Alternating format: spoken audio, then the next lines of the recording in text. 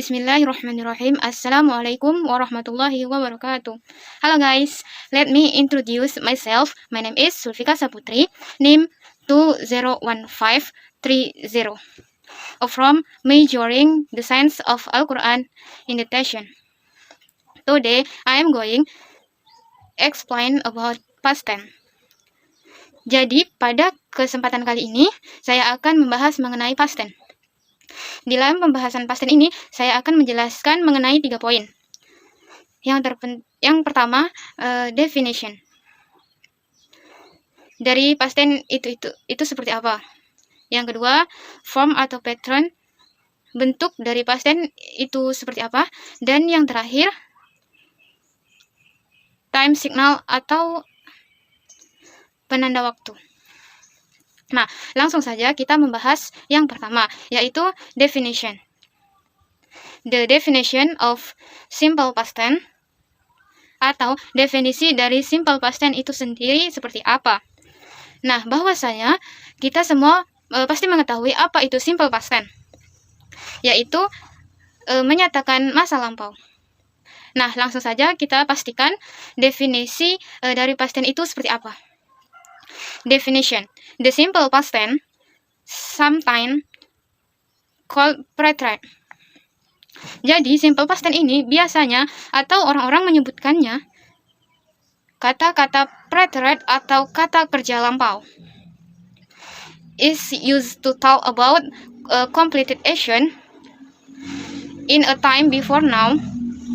Nah, ini biasanya untuk menyatakan suatu kegiatan yang sudah berakhir pada waktu sebelum sekarang, before now, or a completed action at a specific time in the past, atau kegiatan yang sudah selesai, atau kegiatan yang sudah berakhir pada waktu tertentu, pada masa lampau.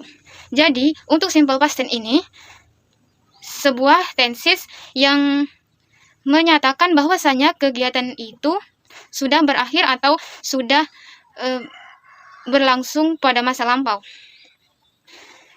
Nah, contohnya, we went to Surabaya yesterday. Kita telah pergi ke Surabaya kemarin.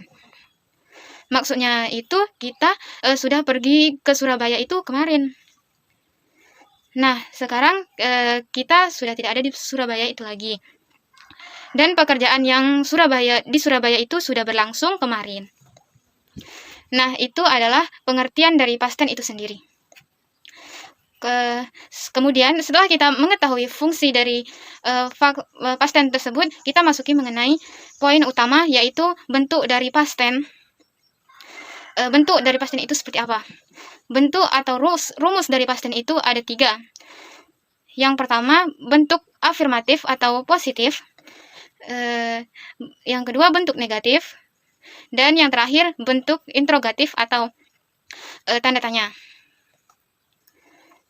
Nah, dalam bentuk ini terbentuk menjadi 2. Yang pertama adalah kalimat verbal.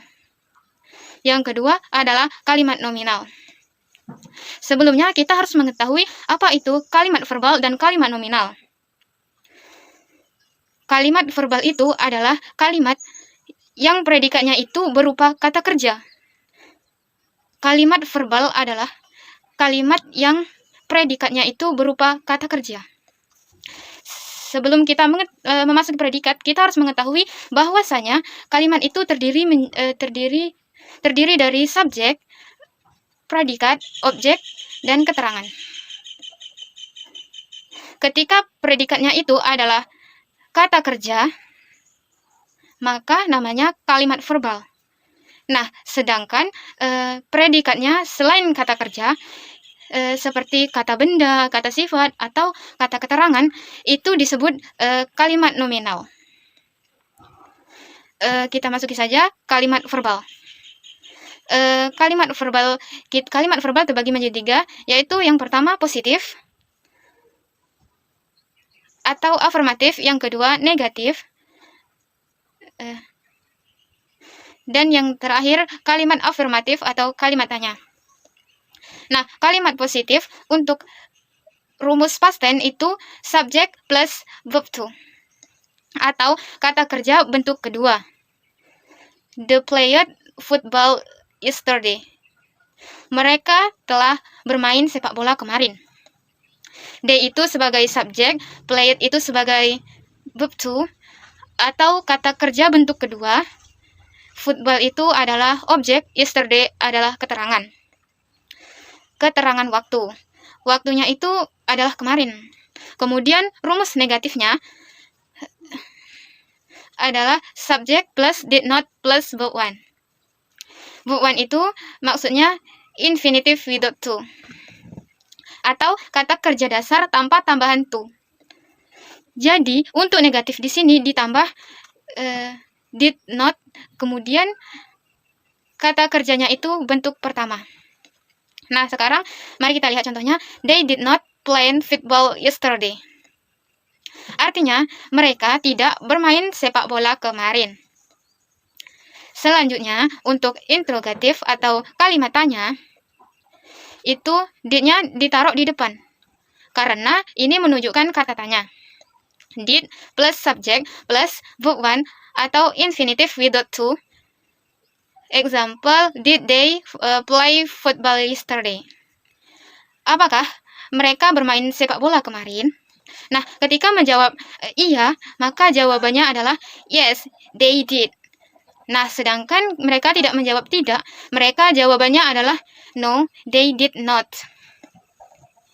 Nah, kemudian kita lanjutkan kepada kalimat nominal.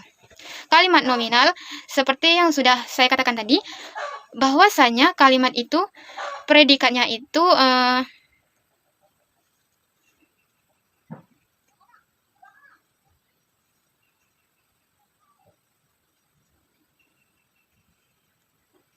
bukan kata kerja. Jadi, predikatnya itu bisa berupa kata sifat, kata benda, dan bisa berupa kata keterangan. Nah, untuk rumus kalimat nominal yang pertama, untuk positif itu adalah subject plus be plus complement. Nah, be di sini adalah to be. Nah, to be itu adalah kata bantu. Kata banta bentuk pertama adalah is, am, are. Sedangkan kata bantu bentuk kedua terdiri dari was atau were. Was itu I, he, she, it. Sedangkan were adalah they, you, we. Nah, rumusnya untuk positif itu adalah subject plus be plus complement. Complement ini sebagai pelengkap.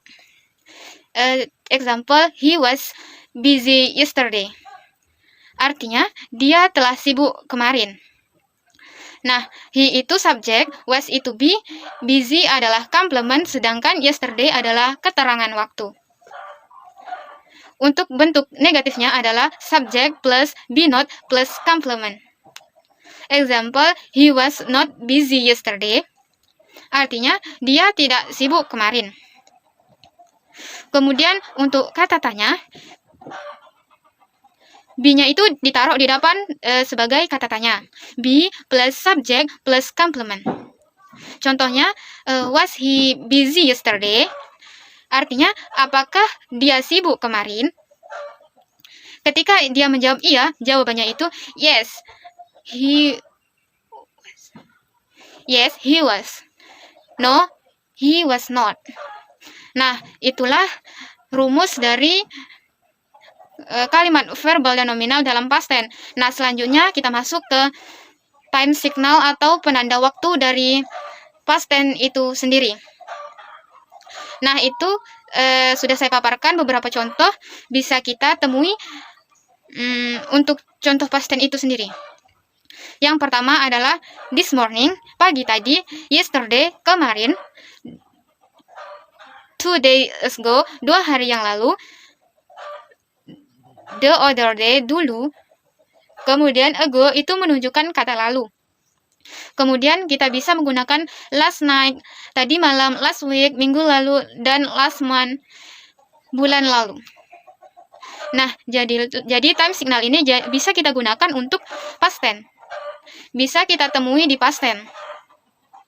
Bentuk masa lampau. Nah, Itulah yang hanya bisa sampaikan, yang dimulai dari definition atau pengertian, kemudian form, bentuk dari past tense atau rumus past tense, dan yang terakhir adalah time signal atau penanda waktu. Semoga bermanfaat buat kita semuanya, terutama bagi diri saya sendiri. Thanks for watching. See you. Assalamualaikum warahmatullahi wabarakatuh. Bye-bye.